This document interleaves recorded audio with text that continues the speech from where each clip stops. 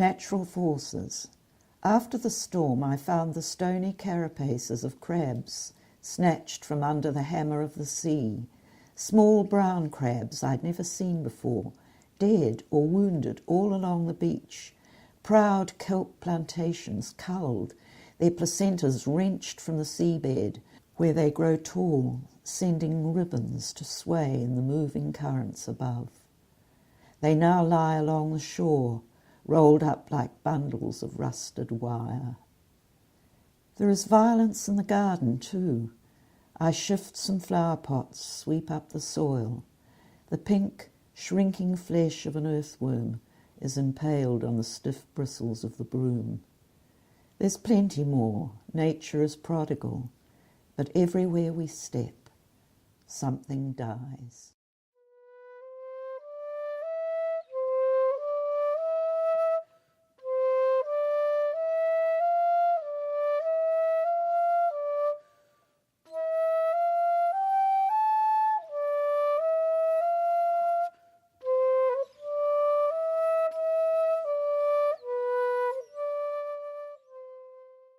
Daughter. She returns like the full tide, bringing the salt and sting, the tug of an undertow.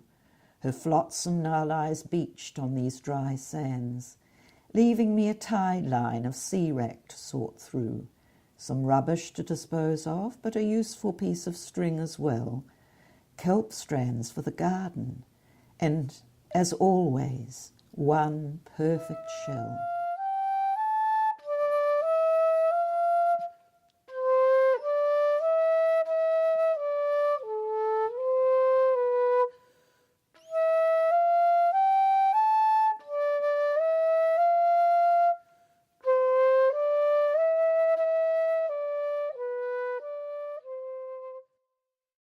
September afternoon, a shining hour this, brimful of light, the gulls replete, sleek and still for once, oyster catchers very much at home. It is their place after all, with its floor of wave-patterned sand, its ceiling of wind-patterned cloud. There's a lot of blue, some gold. Soon all this will darken and cool, as night waits for our arrival with one last surprise, before we colonise the dark with our electric dreams. A bank of cumulus arrives overhead, rolling and gold-edged as a Renaissance ceiling, the day's last gift. All it lacks are the seraphim, the plump cherubim, rosy and frolicking in the rapture of light which fades and vanishes before our eyes.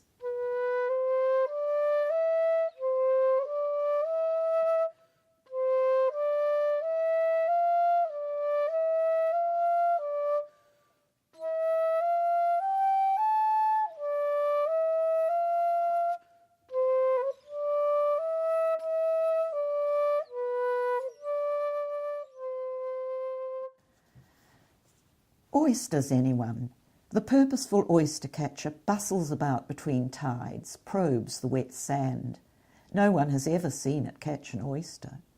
The sociable oyster catcher, seldom alone, hurries along the littorals, no time to waste.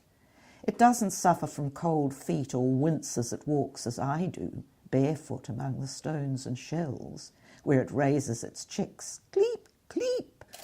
It's no stick in the mud, this Petone fellow, is a variable, not to be confused with the pied oyster catcher, its cousin.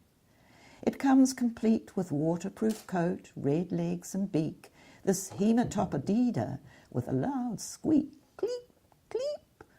The oyster catcher keeps a secret for the breeding season when a trilling, bubbling song is heard, the love song of the wading bird.